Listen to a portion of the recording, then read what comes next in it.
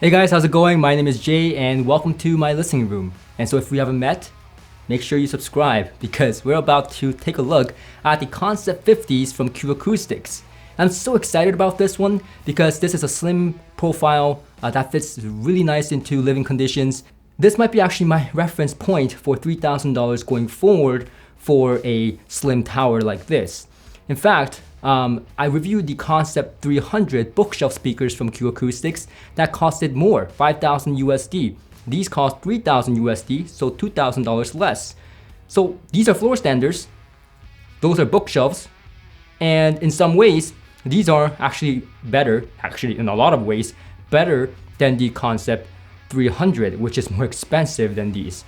So I'm kind of confused. I was wondering, what's the difference here? There must be something that we're missing out on for $2,000 less. And it turns out we actually get 99% of the technology that's in the Concept 300 in the Concept 50s. Don't know why Q-Acoustic is shooting themselves in the foot, but this might be the bargain of a century in hi-fi.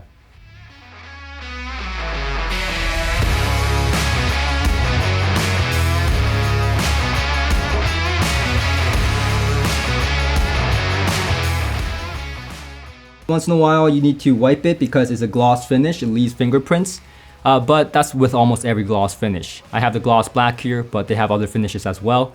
Like I said, 99% of the technology as the Concept 300. So let's talk about a little bit of the technology here. So first of all, the front baffle is very important, how rigid it is, because that's where the drivers are going to be mounted, right? It needs to be sturdy, it needs to be rigid, and that plays into the effect of fidelity as well. And so this front baffle here is actually aluminum, right? And the drivers are mounted from the inside to the aluminum, so it's much more isolated from the rest of the cabinet. The cabinet itself, if you remember the Concept 300 review that I did, I really like the cabinet because it's a very rigid 3 layers of MDF with gel core technology, which is used to make the cabinet very rigid and resonance free from the higher frequencies especially. And so what it is exactly like, MDF, and then there's a gel, non-setting gel in between the other MDF. So that's pretty impressive, and yeah, it's a really nicely made cabinet. And then we also have the special bracing technique from Q-Acoustic. So again, instead of using traditional bracing, they use something called point-to-point technology bracing. So Q-Acoustics uses finite element analysis and laser interferometry to examine the performance of the cabinet down to microscopic level, so that they can put bracing inside this cabinet exactly where it needs to go to reduce the vibrations and the cabinet resonances. So that is pretty top-notch technology right there, and I really like what they're doing with that vibration technology. What you'll see is that a lot of the things that they do in this speaker is vibrational control, isolation, and that's also with the crossover. So the crossover is mounted at the bottom of the cabinet here, that is separated away from the rest of the cabinet. And another thing is this. It wobbles. And the reason it wobbles is for isolation, like I said. So you may be thinking, well, wobble, that's not good for isolation. Well, it is, because it's actually connected to the bottom of the cabinet, where it's not connected to the rest of the cabinet. It's actually connected to the spring-loaded mechanism that I talked about earlier at the bottom of the cabinet. And so this is very similar to the isoacoustic feet that I have, isolation devices that we pay a lot of money for. This is for the components, and this is for the speaker feet, as you can see. And we pay a lot of money for these, and if you see, it wobbles. And so does this one. So that's like the same technology that is in this speaker. Binding post is exactly the same, if not the most similar binding post as the Concept 300. I love the binding post. Like I said before, that's probably my favorite binding post on any speakers. And it is ported at the back, so this is a ported design. So we do need to take some consideration into the setup process. So let's talk about it.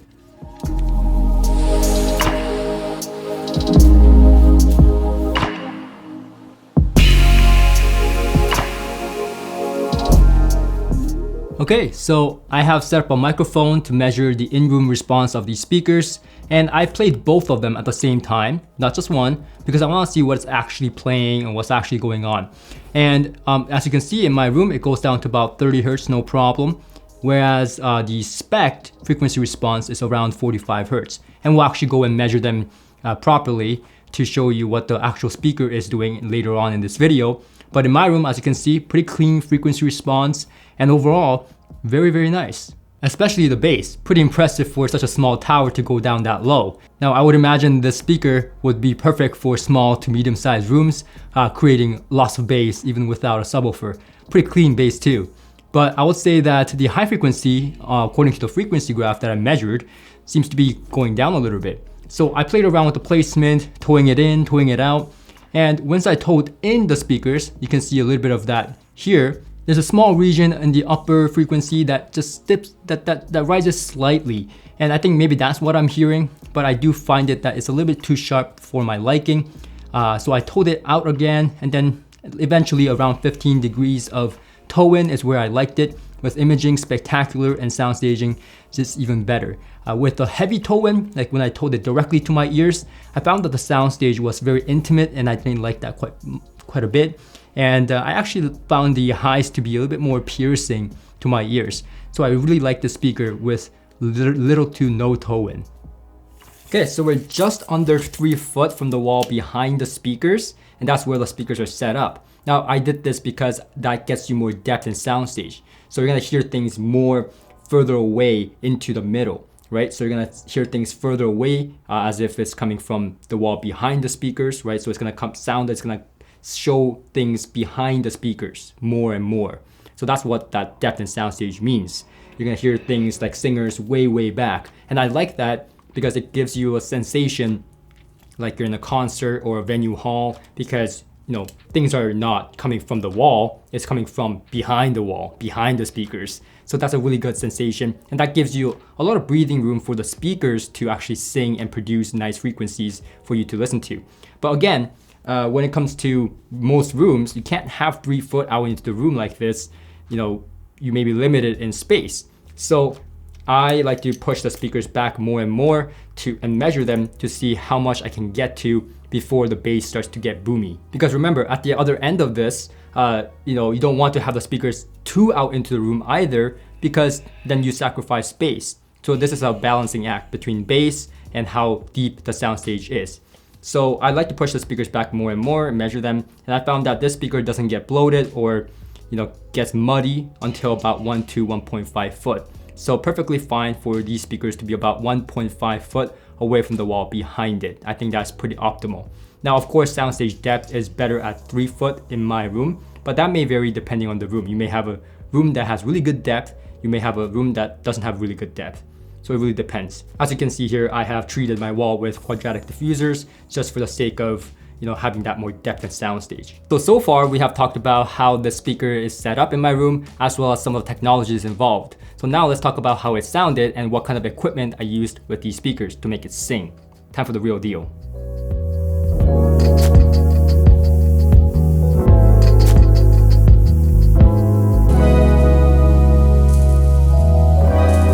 So this speaker is actually better than the Concept 300 in terms of sensitivity. These speakers are 90.5 dB in sensitivity, which opens up the possibility of using low-powered amplifiers, especially in small to medium-sized rooms. So this means that we can use tube amplifiers, that is like single-ended, low-powered, with great success. So I started to experiment with this speaker because I was excited. I was like, okay, we're gonna have to try a lot of these amplifiers. So first of all, I tried something like a solid state amplifier for a reference point. So I started with the Savage integrated amplifier. And this is a small integrated amplifier, rather inexpensive, and it's been getting pretty good reviews from my understanding. So I tried it with the Concept 50s, and I didn't quite like it. It was a little bit too dry sounding, not clinical kind of dry, but just a little bit flat, a little bit too dull sounding for my ears. So I was like, it's okay. It's not bad, but it's not really exciting me. So I started to play around with other equipment, and let's just say I landed on a few that I really like with the speaker. So even though it's a sensitive speaker, like I said, just like the Concept 300, I think the speaker is a little bit easier than the Concept 300 in terms of gear matching. But I think that this speaker does require some attention for it to really sing. It needs the right gear to really sing and open up and make a magical sound. So keep that in mind. Now, like I said, I have tried many different amplifiers ranging from $30,000 NAT monoblocks, single-ended tube amplifiers, to a really highly rated Class D amplifier like from the AGD. These are all monoblocks and these are very expensive units, and so it doesn't really make sense to use it for a $3,000 speaker like this, even though I did try it and it sounded absolutely great. So I had to look for an alternative that's around the price point that would make sense. So I came across two, and these have been a really lifesaver for me with a lot of speakers that came in here. I've been referencing it many times because these two really seem to be really well matched with many types of speakers that's just coming in here recently. So the first is the Billy-Amp from Heaven 11. This is the Mark II version. And basically it uses a tube preamplifier section with a solid state amplifier section.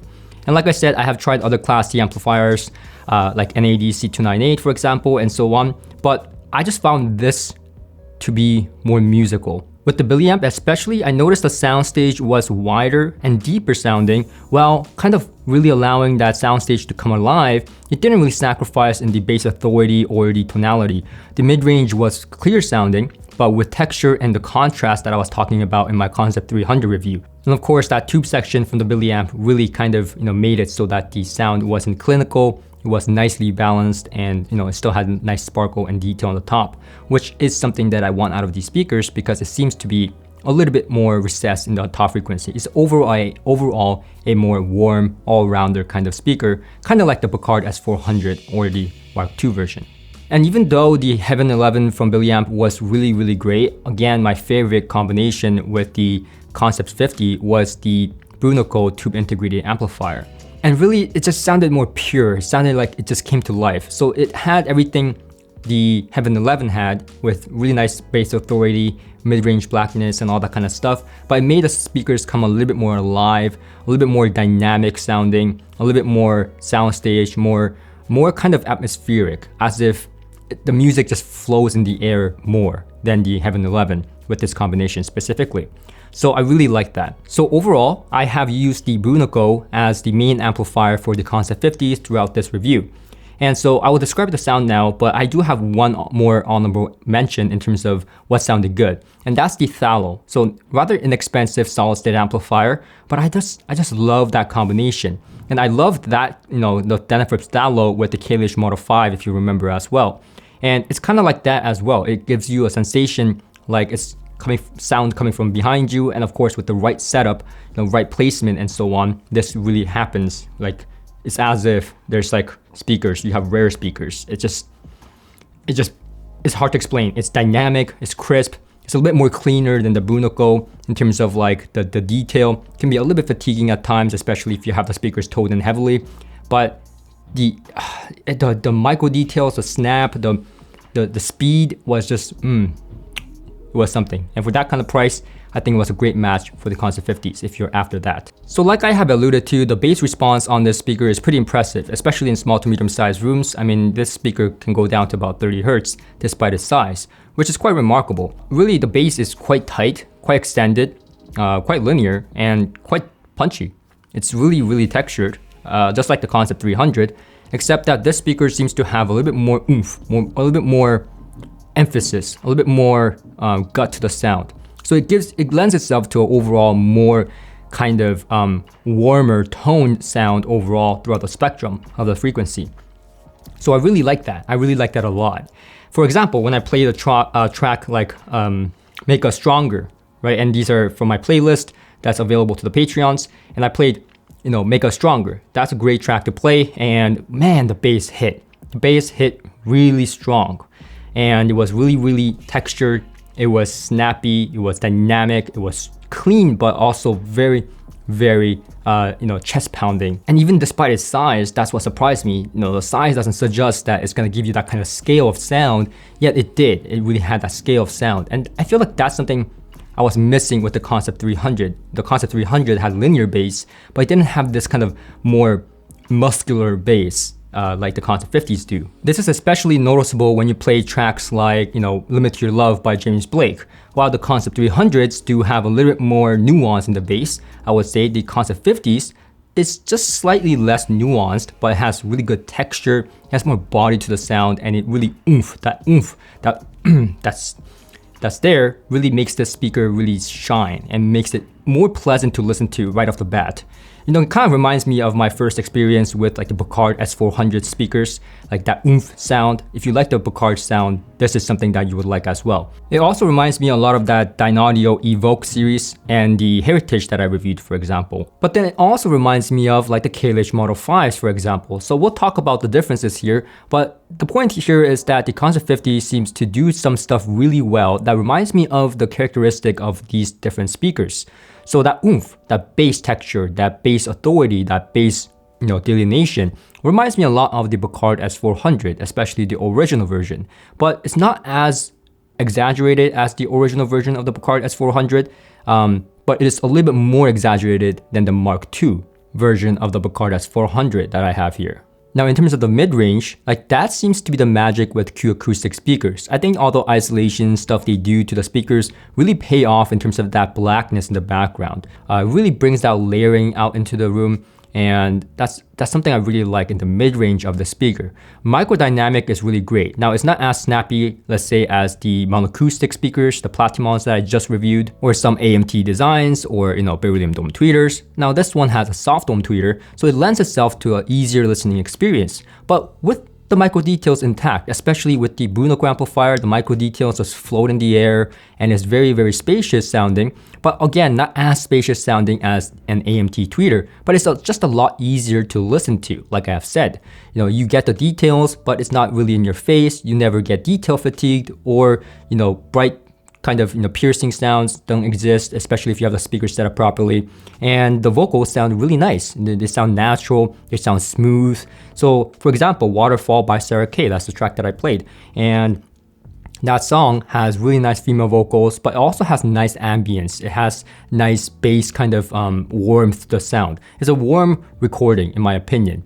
So this speaker really portrays that. It's warm, it's luscious, it's smooth, and it's very relaxing. But the vocals also is very pretty. It's very pure sounding. And while it doesn't have like the ultimate nuance or detail in the vocals, it gives you a nice nuance so that you can hear all the details of the music without being without being forward sounding. So I really like that about the speaker. Again, the imaging is very pinpoint for a soft dome tweeter. Of course, it's not as pinpoint as the monoacoustic Platimons that I just reviewed, which were image monsters, but these are like half the price, less than half the price. And to be honest, imaging is spectacular on both the Concept 300 and the Concept 50s. And usually the bookshelf version is usually better at imaging. So technically the Concept 300 that I reviewed should be better at imaging, especially considering the price point. But the Concept 50s actually don't fall behind. And it's not like the Concept 300s are bad at imaging for that price. For $5,000, I think that imaging is spectacular. I even compared it to some $10,000 speakers in that way. But the Concept 50s for $3,000 don't fall behind. It's actually on point. Like it's very comparable. I would say maybe the Concept 300, because of its a bookshelf design choice, is slightly more coherent and more imagery going on, but it's just very slight differences. And that's kind of my job, right? Describing even the smallest differences after hearing it for long periods of time. So that's the only reason I state it. But if you just compare side by side, it's really hard to determine which one has better imaging. Both are spectacular in terms of imaging. They're very comparable. And that's pretty impressive considering that this is a floor standing speaker. I am sure the curved baffle in the front as well as this small, slim profile really lends itself to that imaging capability as well. And the overall tonality is even more easier to listen to than the Concept 300 by a smidge. Because of that more warmer characteristic in the bass, it really lends itself to a little bit more easier listening than even the Concept 300. So this is, not too laid back. It's not a dark sounding speaker, but it's overall a warm sounding speaker that is easy to listen to. Like when I play this track, for example, Light My Fire, really nice guitar strings, really nice, vocals, overall really nice kind of, the strings sound natural. Again, the blackness in between really comes through, and the strings, you can feel the layering in between from you and the speakers and beyond if you have the speakers set up, out towards the room especially, and it really lends itself to that really nice crisp strings, but at the same time it's not bright, it's not lean sounding, it's full sounding, and it hits you in the chest as the strings feel like this. As I pluck the strings, it just like gets you in the chest. So overall, the mid-range and the mid-bass is kind of like it's not the fastest, but it's kind of like Dynaudio. It's not the fastest speaker like Focal or Magico, but it lends itself to a pretty nice pace and a nice speed. So this is especially noticeable when you play tracks like, here you go, Yellow, Till Tomorrow, Yellow. And this is really nice. I love this track. It lends itself to that kind of spaciousness, but at the same time, it has so many micro details, and the bass and mid bass is just really punchy and dynamic, and it's just really nice. Take a listen when you have a chance in your system. With the Concept 50s, it really, especially with the Brunico amplifier, lends itself to that really nice micro detail and speed that, you really love it. When you play tracks like this, it has speed, it has, snappiness. But when you play tracks like the Waterfall that I mentioned, that is a little bit more warmer, it lends itself to that warmth. It just lets it go. It doesn't fight the tracks, it kind of portrays what the track's about. So like I said, it doesn't deviate too much away from that neutrality like Dynaudio speakers, for example, but it does have a little bit more warmth than Dynaudio speakers, like the Bacardis 400, for example, like I said. So that kind of lends itself to, being able to play around with multiple different tracks, right? Because it's an all-rounder speaker, and really be satisfied, whether it's jazz, EDM, classical music, pop, whatever it is. It really allows the speakers to really kind of be all-rounders, right? It doesn't excel at one thing. It sounds good for almost every music that I've played on. Even modern recordings, they're pretty easygoing. So they sound really great with like even rap music, even some really poorly recorded music. While it doesn't fix the tracks, it's pleasant to listen to because it lends itself to that warmth. It does show you some of the flaws, but it's not totally unlistenable. It's enjoyable. Now, talking about the high frequency specifically, there's not really much to talk about. I mean, it does, like I said, it does give you that detail and micro dynamics and micro detail when the track has it without being overly analytical about it. But at the same time, it doesn't have the best high frequency or the airiest presentation I've heard. But with the Brunico, that's where that comes in, really helps out. It really opens up the soundstage, gives you more sparkle, and with that combination, this speaker becomes from an all-rounder speaker to something even a little bit more, right? The high frequency sparkle, it becomes sweet, becomes spacious. So really nice, especially the depth in the soundstage is really great with the speaker. Now, it's not as deep as the Platimons, for example, that I reviewed. That speaker was really, really deep, but was really, really detailed at the same time. So it lends itself to a nice balance. But this speaker is reasonably deep. It's almost like a private, venue.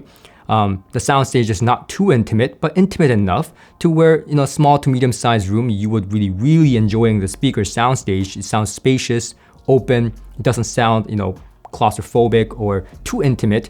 It's just the right balance. And most importantly, maybe because of its slim profile, the speakers, even though it's a tower, it disappears, right? And I love that. Now that's one of the things that the 1723 from Arendal, the speaker that I love so much, didn't do. The soundstage was limited, because it's a big speaker, it really is limited to how you place them. If you place them in a bigger room, you'll get good sound staging. If you pair them up with a tube amplifier, then you'll get good sound staging, but not something extraordinary. The 1723 has better bass, has more oomph, it has more dynamics, more scale than the Q-Acoustic Concept 50s. But again, I feel like this is a slim profile speaker that is meant for a different application, right? It's not a huge speaker that creates a lot of bass and oomph and stuff like that. But this speaker is more for smaller to medium-sized rooms that can really recreate that bass. Even in large-sized rooms, I think this speaker will do extremely well and give you better focus, imaging, and sound staging than the Arendals. But definitely, you will need a subwoofer if you have a bigger space. So this speaker really checks off a lot of marks, right? It's not the best at a single thing, but it's an all-rounder that gets very close to the best thing in many aspects. For example, the imaging, is very, very good. It's not as good as the Platimon, for example, but you know what? It's very close, right? It's not as airy as the Platimons, but again, it's pretty extended. It's, especially with the Brunico, it lends itself to a nice sound staging and nice extension in the high frequency. Again, it's not the widest sound staging or the deepest sound staging, but it's a nice balance for a speaker like this, and it's very satisfying, especially when you play, some live recordings. It really lends itself to that sound staging and spaciousness that takes you there. Bass, same thing. It's not the most authoritative bass or scale like the Orendals, for example, 1723, but this is a slimmer tower. It lends itself to, that compromise and allows it to disappear more than the Orendals. It's just a nice overall balance. If there's an all-rounder speaker that I can confidently recommend that can really sing and play with multiple different types of music, I think this speaker would be it. Whether I play jazz, rock or pop or what have you, classical music. So I'd imagine if you would like the Picard S400 original or the Mark II, and you want something that is a floor standard that has a little bit more scale, a little bit more authority, but has a little bit better depth in soundstage and a little bit more qualities that defines a slim tower and a slim bookshelf speaker, then I think this is a great choice. Because of its slim profile and the slim baffle in the front, it really lends itself to being that disappearing effect, right? The speakers just disappear and really leaves you with music alone. And that's really what the speaker is really good at and brings that contrast factor. So again, I think for those of you that like that kind of warmth, that oomph, that authoritative chest-pounding sound from a small tower, I think this is a great choice. So overall, I think this is an excellent speaker. I highly recommend it for $3,000 US, especially for those that like warmth, but also like microdynamics and don't want to miss out on the details and stuff like that. I think this speaker is really gonna hit the spot. So that's pretty much it from me. If this video was helpful, if it was entertaining, then please click that like button. It does help me out greatly and it doesn't cost you anything. And make sure to subscribe for more videos just like this about audio, and I'll see you guys on my next journey. Until next time.